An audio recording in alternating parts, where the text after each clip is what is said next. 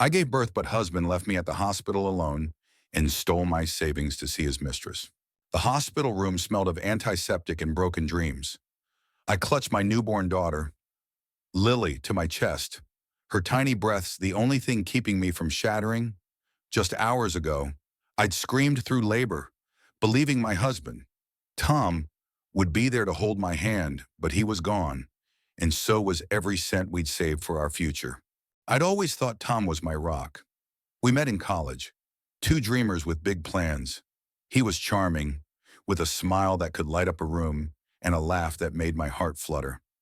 We married young, promising to build a life together.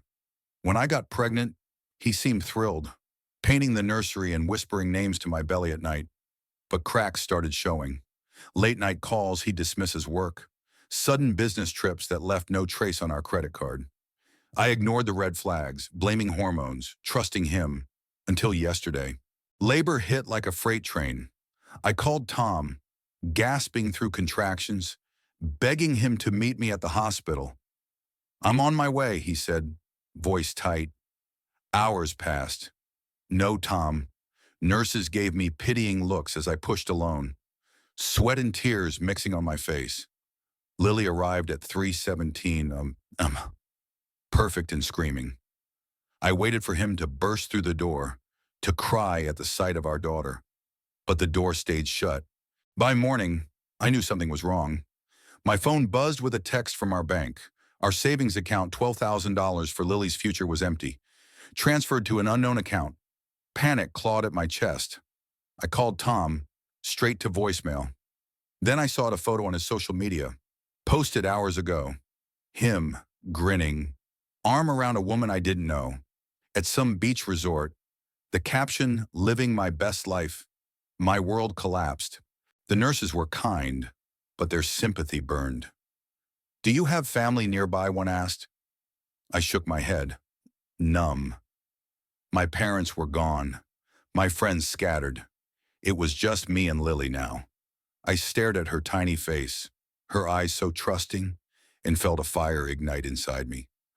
Tom might have stolen our money, our dreams, but he wouldn't steal my strength.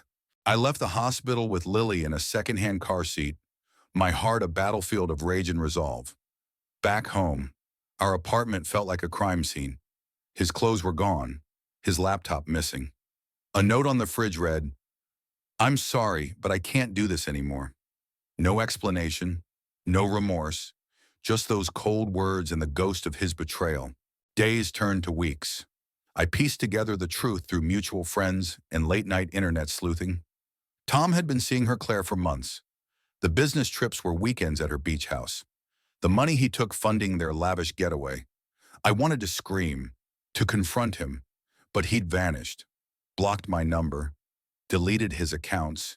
He'd erased us. Bills piled up. Diapers. Formula. Rent. I stretched every dollar, but it wasn't enough. I took a night job at a diner, leaving Lily with a neighbor who pitied me enough to babysit for free. The exhaustion was brutal, but every time I looked at Lily, I saw a reason to keep going. She deserved better than a father who'd trade her for a fling. One night, wiping down tables at the diner, I overheard a customer talking about legal aid for single mothers. It was a spark. The next day, I walked into a free clinic, Lily on my hip, and met Sarah, a lawyer with kind eyes and a fighter's spirit. She took my case pro bono, promising to track down Tom and make him pay. "You're not alone," she said, and for the first time in weeks, I believed it. Sarah was a godsend. She found Tom living in Miami, shacked up with Claire. The money was gone, spent on luxury dinners and designer clothes, but Sarah filed for child support and alimony. The court battle was grueling. Tom's lawyer painted me as unstable, clinging to a failed marriage.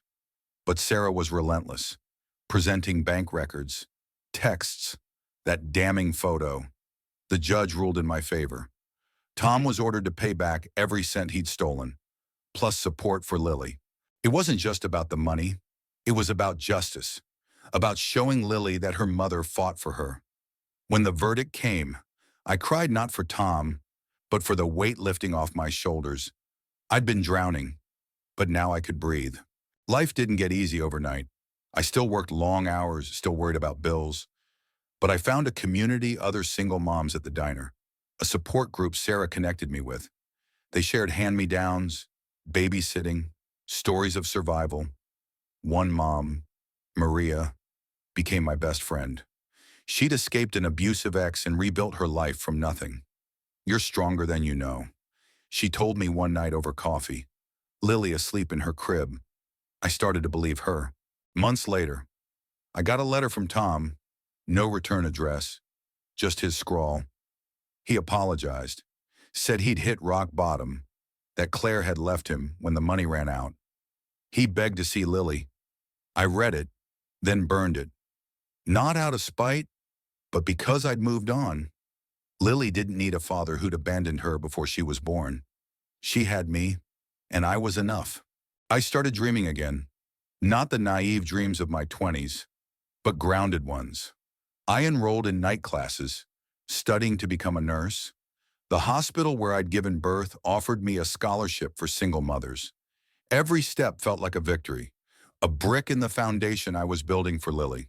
One evening, as I rocked Lily to sleep, I looked out our tiny apartment window at the city lights. They reminded me of that hospital night when I'd felt so alone. But now, those lights felt like hope. I wasn't just surviving, I was thriving.